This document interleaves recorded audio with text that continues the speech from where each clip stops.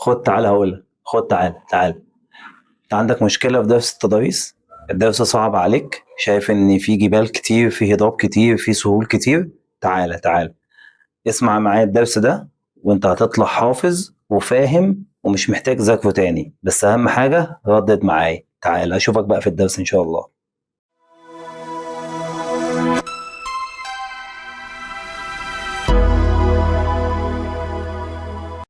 السلام عليكم ورحمة الله، حبايب قلبي، عاملين ايه؟ يا رب تكونوا بخير. ان شاء الله بإذن الله هنتكلم النهاردة على درس التضاريس. انا عارف ان الدرس ده عامل لكم مشاكل كتير، وان الدرس ده مليان اسماء كتير، واحنا بننسى الكلام ده كله. بس بعون الله احنا هنقول جمل، هنقول كلمات هتسهل الدنيا تماما، هتحسسك ان الدرس سهل.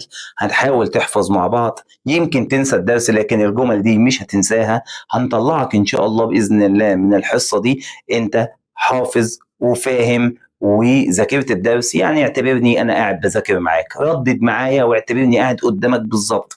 انت مش قاعد متنح قدام الشاشة، لا خالص، انت قاعد بتردد معايا، وده اللي انا عايزه منك. وان شاء الله باذن الله في النهاية هتدعي لي. طيب تعالى نبدأ. هنا عندنا احنا لما نيجي نتكلم على درس التضاريس نقول بسم الله ونبدأ ان شاء الله مع بعض. طيب درس التضاريس احنا محتاجين نعرف فيه ايه؟ قال لي درس التضاريس احنا هندرس فيه عندنا 3 حاجات. يعني هنتكلم في درس التضاريس على الجبال، هنتكلم على الهضاب، هنتكلم على السهول. ايه الجبال؟ احنا عارفينها ارض مرتفعه ولها قمه. الهضاب هي عباره عن ارض مرتفعه بس سطحها مستوي او شبه مستوي. طب بالنسبه عندي للسهول، لا، السهول عندي 3 انواع، يا اما سهول فيضيه، يا اما سهول ساحليه، يا اما سهول صحراويه. السهول الفيضيه انا المفروض ان انا عارفها ان هي ارض بتطل قدام ميه عذبه، دي السهول الفيضيه، يعني بالبلدي كده الارض الزراعيه. طب بالنسبه للسهول الساحليه ارض بتطل على ميه مالحه، اذا كان بحر او محيط او خليج. فبالتالي بالبلدي كده الارض اللي احنا بنقعد قدامها كده وفوقينا الشمسيه وبنفضل باصين على البحر. طب بالنسبه للسهول الصحراويه ارض موجوده في الصحراء بتقل فيها المياه. ده بالنسبه عندي للسهول.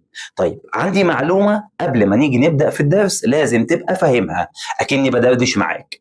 بالنسبه عندي لاي نهر ليه بدايه وليه نهايه. البدايه بقول عليها منبع، والنهايه بقول عليها مصب.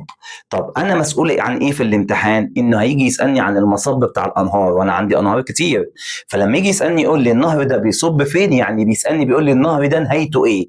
وانت لسه بتقول لي ان اي نهر نهايته ميه مالحه، يعني يا بحر يا محيط يا خليج. اديك مثال، نهر النيل. هو نهر النيل ده اصلا اخره ايه؟ اخره البحر المتوسط، يبقى بيصب فين؟ في البحر المتوسط. اديك مثال تاني، هو نهر الكونغو نهايته فين؟ نهايته عند المحيط الاطلنطي، يبقى معنى كده ان المصب بتاعه هو المحيط الاطلنطي. خليك بقى فاكر المعلومه دي يا نجم، عشان دي هتسهل علينا كتير لما نيجي نبدا في الدرس. طيب تعالى بقى نبدا كده يا نجم. بالنسبه عندي لقاره اسيا، وهي اولى القارات اللي موجوده عندي. قاره اسيا لما اجي اتكلم على الجبال، بالنسبه عندي للجبال علشان نحفظ الجبال وما تبقاش الموضوع صعب علينا، احنا هنقول جمل. الجمل دي باذن الله هي اللي هتحفظك زي ما قلنا كده في الاول. طب ايه الجمله بتاعت الجبال؟ انا عندي واحد اسمه ابراهيم، شبه اليابانيين وبيلعب حديد وعامل زي الطور.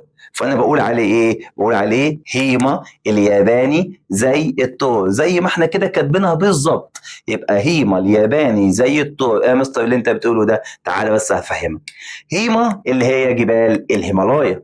طب بالنسبة لي الياباني هي جبال اليابان. طب بالنسبة لي زي هي جبال زاجرس. طب بالنسبة لتور هي جبال تورس. يبقى أنا كده عندي كام جبل في قارة آسيا؟ أنا عندي 4. طب إيه الجملة بتاعتهم؟ هيما الياباني زي الطور. ردت بقى معايا، هيما هيمالايا، ياباني يابان، زي زاجرس، تور تورس، توروس. خليك بقى فاكر دي، تركيا توروس، تركيا توروس. خليك فاكر دي عشان ممكن يجي في الامتحان يقول لك ايه؟ من جبال وسط اسيا، اقول له الهيمالايا. طب من جبال شرق اسيا، اقول له اليابان. طب من جبال غرب اسيا وتوجد في العراق وايران، هقول له زاجرس. طب يقول لك من جبال غرب اسيا وتوجد في تركيا، هقول له توروس. فخليك فاكر، تركيا توروس، تركيا توروس. زاجرس. يبقى زاجرس فين؟ في العراق وايران. تاني يا مستر معلش كده ممكن تقولها لي؟ هي الجمله بتقول ايه؟ قال لي الجمله بتقول هيما الياباني زي الطور. يبقى معنى كده هيما هيمالايا، ياباني يابان، زي زاجرس، طور تورس. لو جه قال لي جبال هنعدها تاني، جبال وسط اسيا هقول له عندي الهيمالايا اللي فيها قمه ايفرست، اعلى قمه جبليه في العالم. لو قال لي جبال شرق اسيا هقول له جبال اليابان. طب لو قال لي جبال غرب اسيا وتوجد في العراق وايران، زاجرس. طب قال لي جبال غرب اسيا وتوجد في تركيا، توروس. يبقى تركيا توروس. الجمله تاني هيما الياباني زي الطور. خلاص احنا حفظنا زي الفل. طب تعالى عندي بالنسبه للهضاب. قال لي بالنسبه للهضاب احنا عندنا برضه جمله سهله قوي. في واحد رخم قوي ركن العربيه بتاعته مكان العربيه بتاعتي، فبقول اتبت ركن العربيه. يبقى اول ما اقول لك ايه الجمله بتاعت الهضاب في اسيا، فانت هترد عليا يا نجم وتقول لي ايه؟ تقول لي اتبت ركن العربيه، اتبت ركن العربيه. طب بالنسبه للتبت هي هضبه التبت، ودي موجوده في وسط اسيا زي ما احنا شايفين قدامنا. طب بالنسبه عندي ليه ركن الدكن، ودي موجوده عندي يا اما في جنوب اسيا يا اما في وسط الهند. طب بالنسبه عندي للجبل الهضبه الثالثه، وانا بقول التبت ركن العربيه، التبت ركن الدكن العربية اللي هي هضبة شبه الجزيرة العربية. يبقى ايه الجملة تاني؟ التبت ركن العربية، التبت اللي هي التبت، ركن اللي هي الدكن العربية شبه الجزيرة العربية. يبقى لما يجي يقول لي في الامتحان من هضاب وسط آسيا، هقول له ايه؟ التبت، وتعرف بسقف العالم. طب ليه يا مستر بتعرف بسقف العالم؟ قال لي لأنها أعلى من قمم الجبال، أعلى من الجبال نفسها، فبالتالي بقول عليها سقف العالم، والسؤال ده بيجي في الامتحان. طب بالنسبة عندي من هضاب جنوب آسيا، الدكن. طب من هضاب غرب آسيا أقول له شبه الجزيرة العربية. إيه الجملة تاني معلش فكرني وقول معايا؟ الجملة اسمها التبت ركن العربية. يبقى التبت ركن الدكن العربية شبه الجزيرة العربية. من هضاب وسط آسيا التبت، من هضاب جنوب آسيا أو وسط الهند لأن الهند موجودة تحت في وسط الهند، الدكن. طب من هضاب غرب آسيا شبه الجزيرة العربية. صعبة يا نجم؟ أظن كده احنا المفروض حفظنا الجملة بتاعت الجبال هيما الياباني زي الطور، والجملة بتاعت الهضاب التبت ركن العربية. طيب تعالى بقى نتكلم على دلوقتي وهي السهول. بس قبل ما نيجي نتكلم في السهول انا بس عايز اكد عليك السؤال اللي احنا قلناه علشان تحفظه. بما تفسر ليه بتعرف هضبة التبت بسقف العالم؟ اقول له لانها اعلى من قمم الجبال، لانها اعلى من قمم الجبال، وخلي بالك بتيجي في الامتحان. طيب تعالى بقى نتكلم على السهول.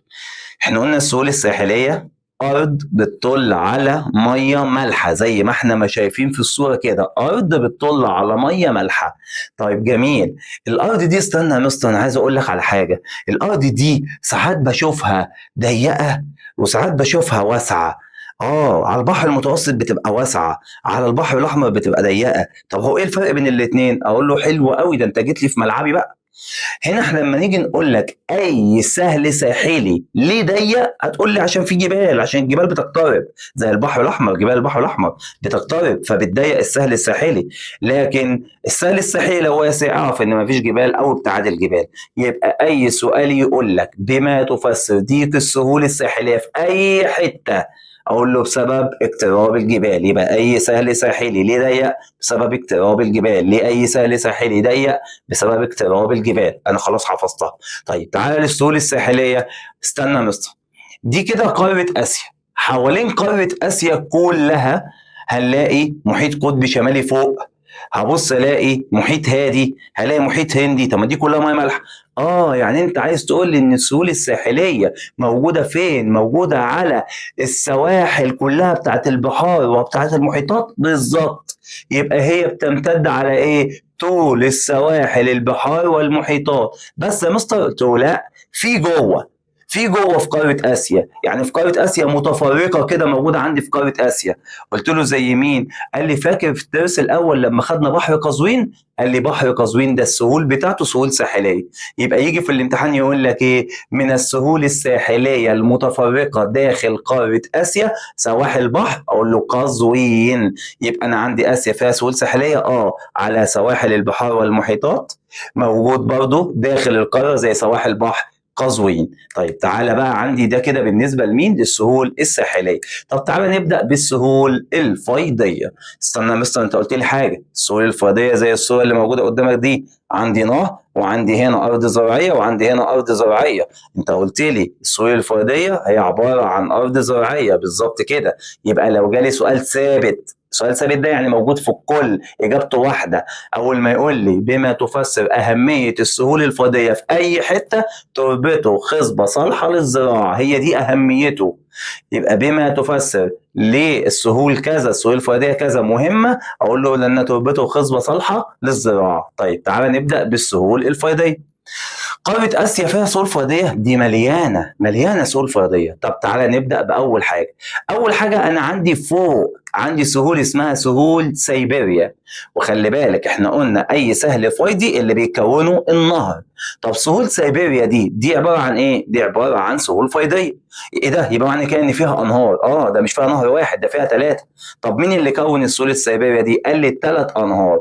في واد اسمه أوب بينسى بنت اسمها لينا، فبقول أوب بينسى لينا، أوب بينسى لينا. يبقى أنا عندي 3 أنهار، إيه هما؟ قال لي عندي أوب وينسي ولينا. يبقى أنا كده عرفت عندي في سهول سيبيريا في الشمال بيجري فيها 3 أنهار، إيه هما؟ أوب ينسي لينا، أوب ينسي لينا.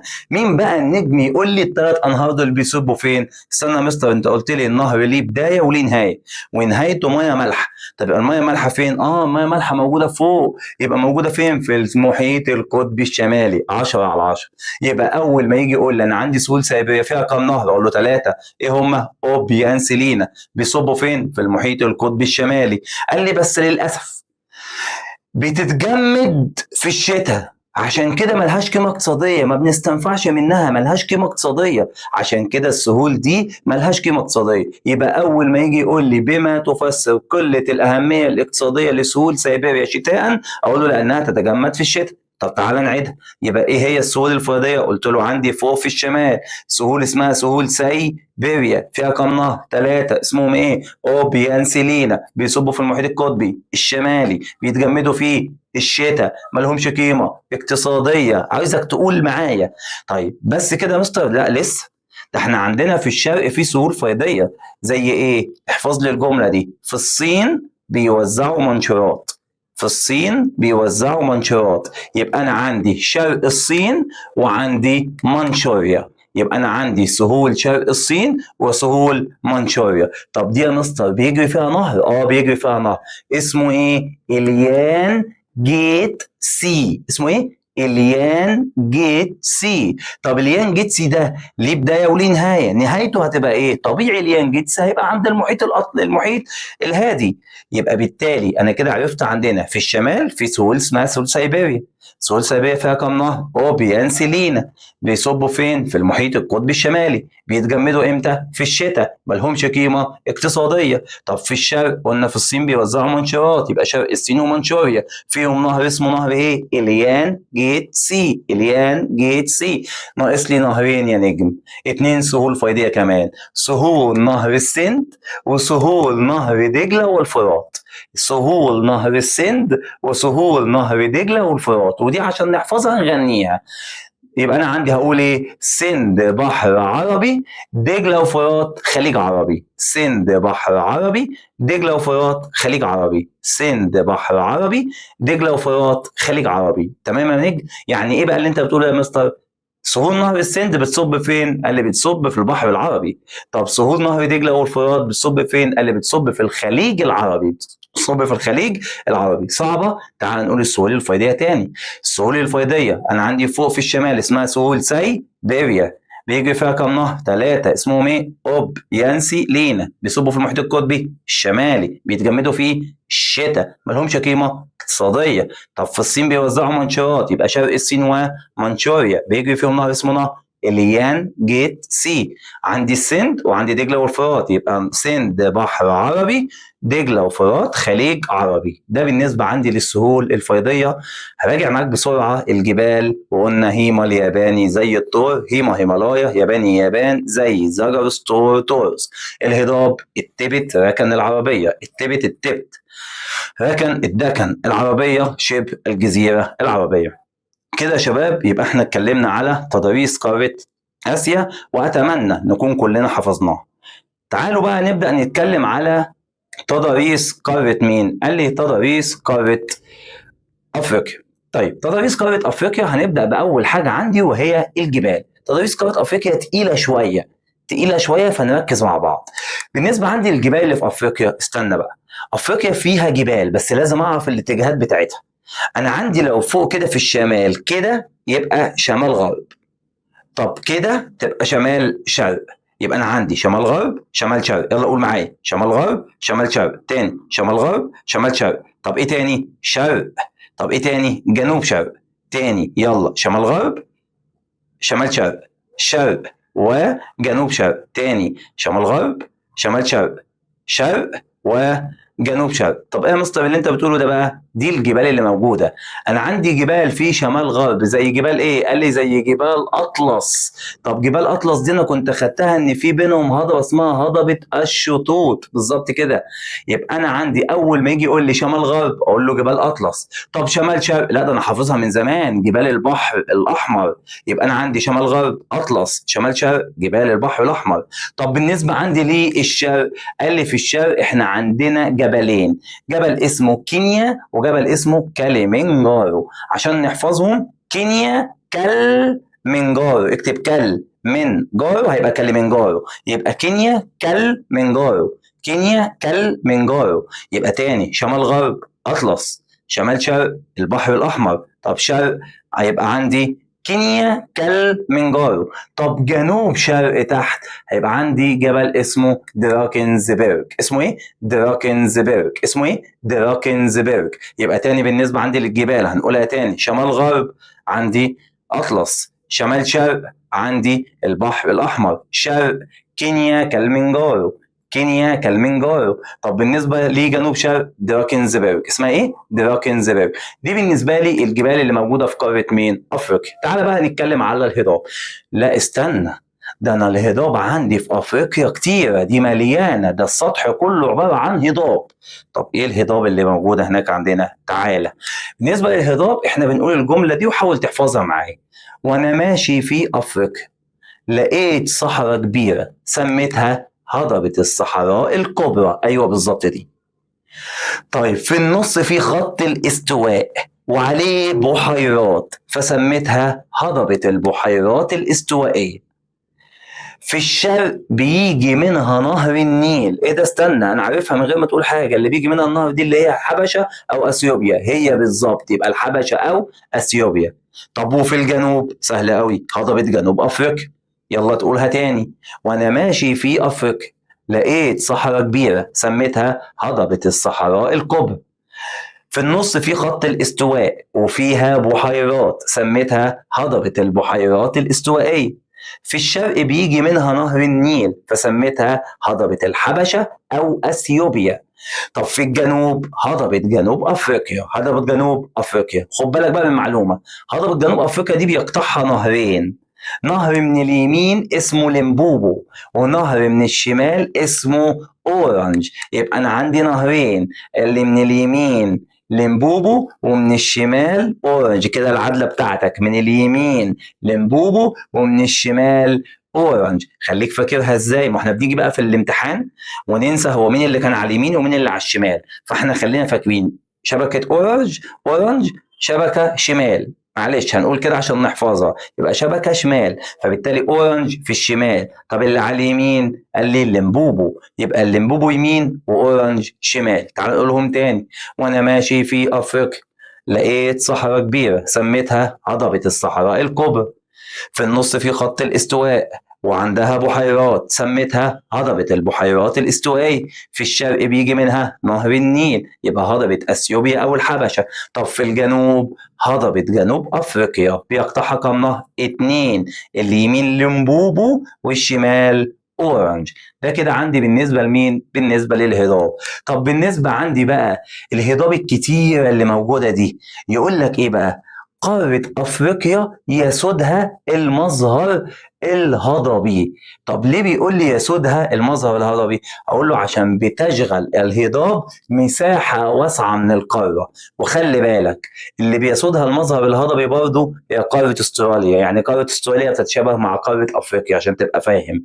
يبقى أول ما يجي يقول لي بما تفسر ليه بيسود المظهر الهضبي قارة أفريقيا، أقول له حيث تشغل الهضاب مساحة واسعة من القارة، عشان في هضاب كتير. تعال نقولهم من الأول بقى تاني، يلا بقى ونسمع مع بعض. شمال غرب أطلس، شمال شرق البحر الأحمر، شرق كينيا كليمنجارو، طب جنوب شرق دراكنزبرج. طب بالنسبة للهضاب وأنا ماشي في أفريقيا لقيت صحراء كبيرة سميتها هضبة الصحراء الكبرى.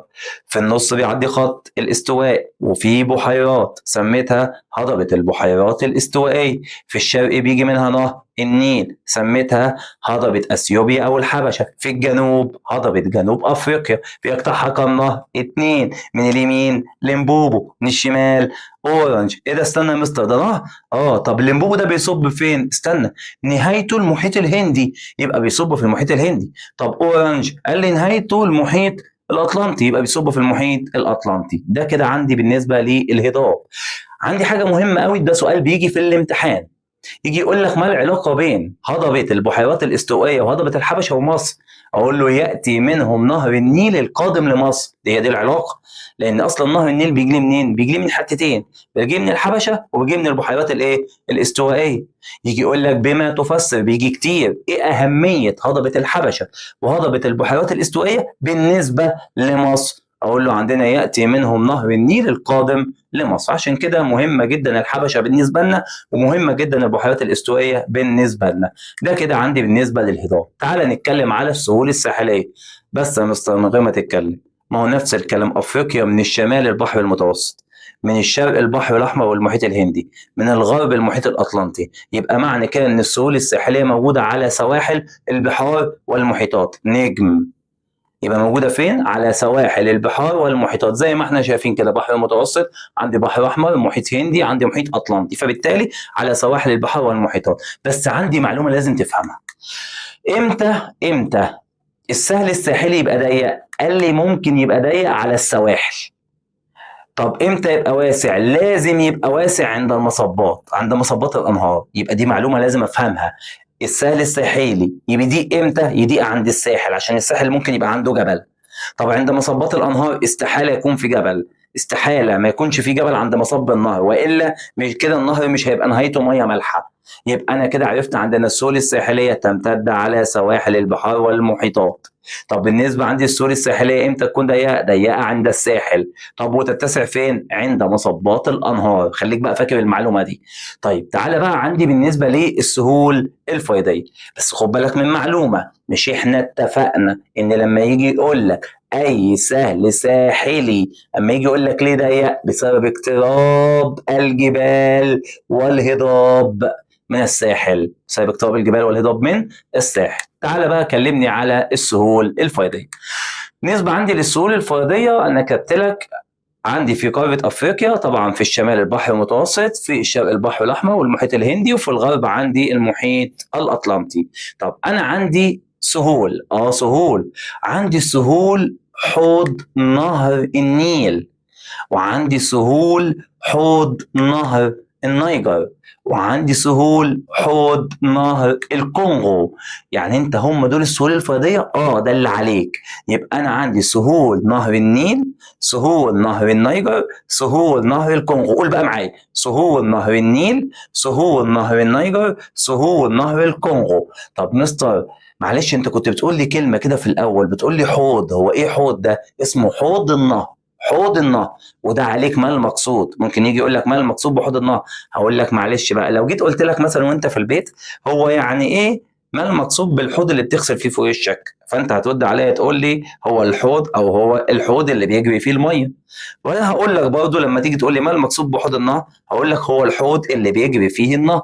بس يا مستر بس كده، عايز تكتب كده اكتب، بس في تكمله. لو جينا قلنا ما المقصود بحوض النهر، هو الارض التي يجري فيها النهر او احد روافده. يعني ايه روافده؟ اللي هو الفروع بتاعته.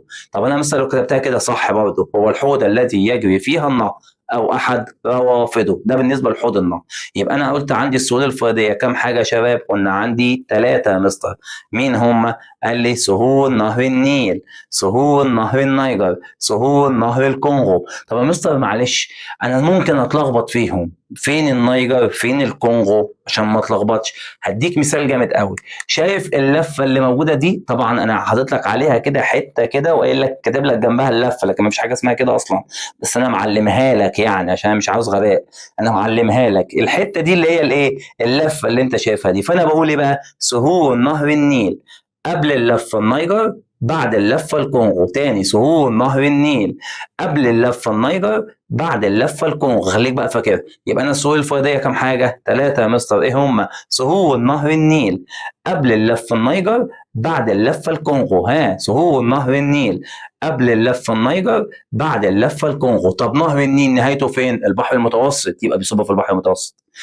طب نهر النيجر نهايته فين؟ قال لي نهر النيجر موجود عند خليج غينيا او المحيط الاطلنطي، تمشي يبقى بيصب في خليج غينيا. طب سهول نهر الكونغو قال لي بيصب عندي في المحيط الاطلنطي. ده كده عندي بالنسبه للسهول الفرديه. تعال نعيدها تاني. السهول الفرديه عندي كام سهول؟ 3. سهول نهر النيل، سهول نهر النيجر، سهول نهر الكونغو. سهول نهر النيل قبل اللفه النيجر بعد اللفه الكونغو. صعبه كده يا نجم. نهر النيل نهايته البحر المتوسط، نيجر هيصب في غينيا، لكن الكونغو بيصب في المحيط الاطلنطي. ده كده بقى عندي بالنسبه للسهول الفيضيه. طيب ده كده انا اتكلمت السهول الفيضيه، ناقص لي السهول الصحراويه. ايه ده يا مستر؟ انت ما قلتليش في اسيا ان فيها سهول صحراويه. ما عليكش سهول صحراويه في اسيا. عشان نلخص القصه كلها، السهول الصحراويه موجوده في قارتين بس. مين هم؟ موجوده في قاره افريقيا وموجوده في قاره استراليا بس. مش هنجيب سيره سهول صحراويه الا في الاثنين دول. حلو قوي كده يا مستر. تعالى بقى نبدا نتكلم على السهول الصحراويه.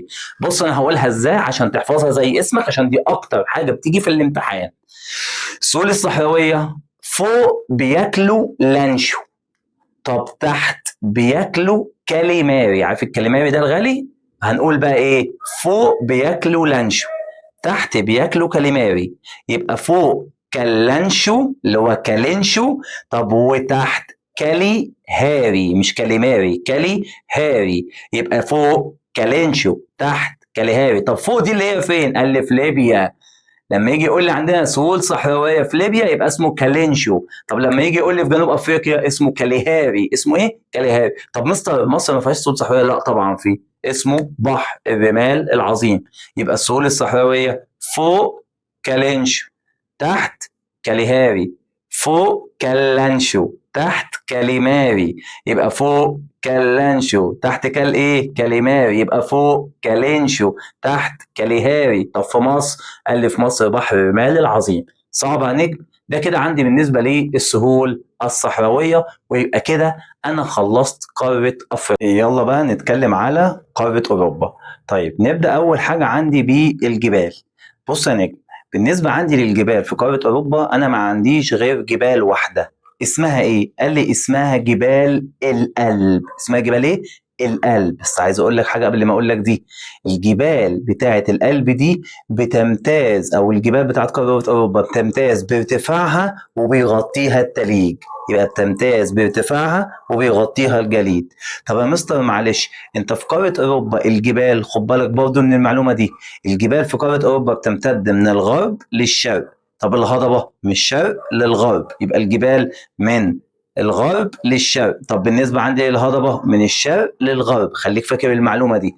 يبقى تاني، بالنسبه عندي للجبال من الغرب للشرق. طب بالنسبه للهضبه من الشرق للغرب. طب تعالى نبدا نتكلم على الجبال بتاعه قاره اوروبا. انا عندي جبال واحده اسمها جبال الألب. طب جبال الألب دي موجوده فين؟ قال لي موجوده في اسبانيا، وموجوده عندي في شبه جزيره البلقان. يبقى انا عندي جبلين او هما جبال سلاسل جبال الألب موجوده في كام مكان؟ في اسبانيا، وموجوده عندي في شبه جزيره البلقان. في اسبانيا بيسموها البرانس. انت بتعمل كده ليه يا مستر؟ البرانس، عارف انت البرنس جمع برنس برانس، يبقى في اسبانيا بيسموها البرانس. طب في شبه جزيره البلقان بيسموها القلب الديناريه. خلينا حافظينها، اسمها ايه؟ القلب الديناريه، الدينار. يبقى انا كده عرفت عندنا ان انا ما عنديش غير جبل واحده اسمها جبل ايه؟ عندي جبال اسمها جبال القلب، ليها كم مسمى؟ 2. في اسبانيا البرانس. طب في شبه جزيره البلقان القلب الديناريه. تاني يا اساتذه، يبقى انا عندي قاره اوروبا مفيش غير جبل ايه؟ واحده اسمها جبال ايه؟ جبال القلب، ليها كم مسمى؟ ليها 2. في اسبانيا البرانس. طب في شبه جزيره البلقان القلب الديناريه، القلب الديناريه. طب يا مستر ده بالنسبه عندي للجبال. طب الهضاب، قال لي الهضاب احنا اتفقنا ان هي بتمتد من الشرق لغايه الغرب. طب الهضاب، بص يا سيدي احفظ لي الجمله دي. عندي جمله بتقول لك ايه؟ ماما ميزيتا وخالتي فرنسا، او ميزيتا، خلينا نقول ميزيتا. يبقى انا عندي ماما ميزيتا خالتي فرنسا. عندي ايه؟ ماما ميزيتا خالتي فرنسا. اسمها ايه؟ ماما ميزيتا خالتي فرنسا. ماما على طول قاعده في اسبانيا، خالتي هي قاعده فين؟ في فرنسا. يبقى ماما ميزيتا خالتي فرنسا. يبقى انا كده لما يجي يقول لي ميزيتا فين؟ اقول له في اسبانيا. طب فرنسا الوسطى موجوده فين؟ اقول له موجوده عندي في فرنسا. طب كلمه فرنسا في النص فيها حرف ايه؟ السين، يبقى بيقطعها نهر السين. يبقى اول ما يجي يقول لي في الامتحان يلا في قاره اوروبا مفيش غير جبل ايه؟ واحده اسمها جبل ايه؟ اسمها جبال الألب، ليها كم مسمى؟ 2. في اسبانيا البرانس. طب في شبه جزيره البلقان القلب الديناريه، القلب الايه؟ الديناريه. طب بالنسبه للهضاب، ماما ميزيتا خالتي فرنسا. اسمها ايه؟ ماما ميزيتا خالتي فرنسا. ماما قاعده فين؟ في اسبانيا. خالتي قاعده فين؟ في فرنسا. يبقى الميزيتا موجوده فين؟ موجوده في اسبانيا. طب بالنسبه لفرنسا الوسطى موجوده فين؟ اللي موجوده في فرنسا. طب كلمه فرنسا في النص في حرف ايه؟ السين، يبقى بيقطعها نهر السين. ده كده عندي يا نجم بالنسبه للهضاب. صعبه؟ اظن الموضوع سهل. طيب السهول الساحليه. السهول الساحليه لازم تبقى عارف ان انا عندي في الشمال في بحر اسمه البحر البلطي، وعندي جنبه البحر الشمال، وعندي في الغرب المحيط الاطلنطي، وعندي في الجنوب البحر المتوسط. دي بالنسبه عندي اللي حوالين مين؟ اللي حوالين عندي قاره اوروبا. يبقى قاره اوروبا السهول الساحليه عندها بتطل على ايه؟ بتطل في الشمال على البحر البلطي والبحر الشمال، وفي الغرب بتطل على المحيط الاطلنطي، وفي الجنوب بتطل عندي على البحر المتوسط. طب بيجي لي عندي في الامتحان ايه؟ يقول لك تمتد السهول الساحليه في قاره اوروبا في الشمال والشمال الغربي. هقول الاثنين، يبقى البحر البلطي وبحر الشمال والمحيط الاطلنطي. طب في الجنوب على البحر المتوسط. طب بالنسبه عندي هناك قاره اوروبا السهول بتاعتها او السواحل بتاعتها متعرجه ولا مستقيمه؟ السؤال ده بيجي في الامتحان كتير جدا.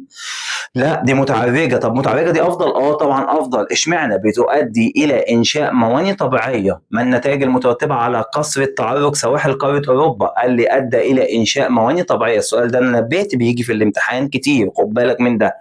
طب يا مستر بالنسبه عندي للسهول الفرديه، استنى بقى، ده انا ما عنديش في قاره اوروبا الا سهل واحد بس اسمه السهل الاوروبي العظيم. ايه ده يا مستر؟ السهل الاوروبي العظيم يعني معنى كده ان عظيم دي يعني كبير؟ ده السهل الاوروبي العظيم ده بيمتد عندي منين؟ قال لي بيمتد عندي من المحيط الاطلنطي غربا لغايه جبال الاورال شرقا. يا ده واخد المساحه كبيره قوي. والسهل ده بيمتاز ان تربته تربه خصبه صالحه للزراعه. طب مستر هو مين اللي كونه؟ قال لي ده بقى كبير جدا، ده اللي كونه 3 انهار. ايه هما؟ فولجا، ونهر اسمه نهر الراين، ونهر اسمه نهر الدانوب. يبقى فولجا راين دانوب او دانوب. يبقى تاني فولجا راين دانوب او الدانوب، خليك فاكره. يبقى فولجا راين دانوب، فولجا راين دانوب. طب بص يا مستر، انا عندي بالنسبه للانهار دي هعرف مصباتهم؟ هي دي المشكله، لازم اعرف مصباتهم. طب هنحفظهم ازاي؟ هسهلهم لك جدا. انا قلت قول معايا فولجا راين دانوب، فولجا راين دانوب. الدبدوب لونه اسود يبقى بيصب في البحر الاسود، الدبدوب لونه اسود يبقى بيصب في البحر الاسود. وحرف الف في الحروف الابجديه الحرف اللي بعده ايه؟ ف قاف، يبقى ف بيصب في قاف اللي هو بيصب في قزوين، يبقى الف بعدها قاف يبقى بيصب في قزوين. طب مستر بالنسبه بقى عندي للراين هقول لك على حاجه حلوه، وانت بتشرب الرايب بتبص فين؟ انا بشرب الرايب كده يبقى ببص في الشمال، يبقى بيصب في بحر الشمال. يبقى اول ما اجي اقول لك تعالى نقولهم بقى تاني، يبقى انا عندي فولجا راين دانوب، الدبدوب لونه اسود، الف بعدها قاف يبقى بيصب في قزوين، وانت بتشرب الرايب بص في الشمال يبقى بيصب في بحر الشمال. صعبه يا نجم؟ يبقى اول ما يجي يقول لك في الامتحان السهل الاوروبي العظيم بيمتد عندي منين، اقول له عندي يمتد من المحيط الاطلنطي غربا لغايه جبال الاورال شرقا. تربته تربه ايه؟ خصبه صالحه للزراعه في مدن رئيسيه. اول ما اجي اقول لك مدن رئيسيه تقول لي باريس برلين، باريس برلين. يبقى انا عندي السهل الاوروبي العظيم في مدن رئيسيه زي ايه؟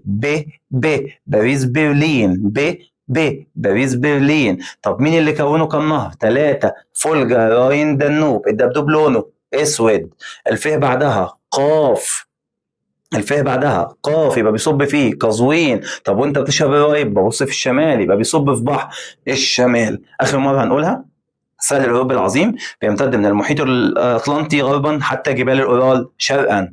تربته تربه خصبه صالحه للزراعه في مدن رئيسيه زي ايه؟ باريس برلين. مين اللي كونه؟ 3 انهار، فولجا راين دانوب، الدبدوب لونه اسود، الف بعدها قاف يبقى بيصب في قزوين، وانت بتشرب الرايب بتبص فين؟ في الشمال يبقى بيصب في بحر الشمال. كده يا نجم احنا خلصنا قارة اوروبا. ولازم افكرك بالجبال، اسمها جبال الألب، ليها مسميين، في اسبانيا البرانس في شبه جزيرة البلقان الألبي الدينارية، الهضاب ماما ميزيتا وخالتي فرنسا، الميزيتا في اسبانيا وفرنسا الوسطى في فرنسا، وكلمة فرنسا في النص حرف السين يبقى بيقتحم السين. وقلنا السهول الساحلية في الشمال والشمال الغربي بتطل على البحر البلطي وبحر الشمال والمحيط الأطلنطي، وفي الجنوب على البحر المتوسط. وقلنا عندي السهول الفيضية، عندي سهل واحد اسمه السهل الأوروبي العظيم، تربته تربة خصبة بيمتد عندي من المحيط الأطلنطي غربا حتى جبال الأورال شرقا في مدن رئيسية زي باريس برلين، باريس برلين. مين اللي كونه 3 أنهار؟ فولجا راين دانوب، الدبدوب لونه اسود، والفه بعدها قاف يبقى بيصب في قزوين، وانت بتشرب الرايب بتبص في الشمال يبقى بيصب في بحر الشمال. كده احنا حفظنا قارة اوروبا وحفظنا قارة افريقيا وحفظنا قارة اسيا، وجينا لنهاية الفيديو بتاعنا. ان شاء الله باذن الله انتظركم في الجزء الثاني من درس التضاريس.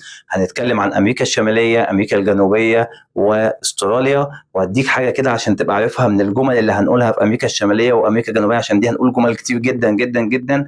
هنقول في امريكا الشمالية، اول ما اسمع امريكا الشمالية اقول عليه امريكا الشمالية كلها كلاب، امريكا الشمالية كلها كلاب.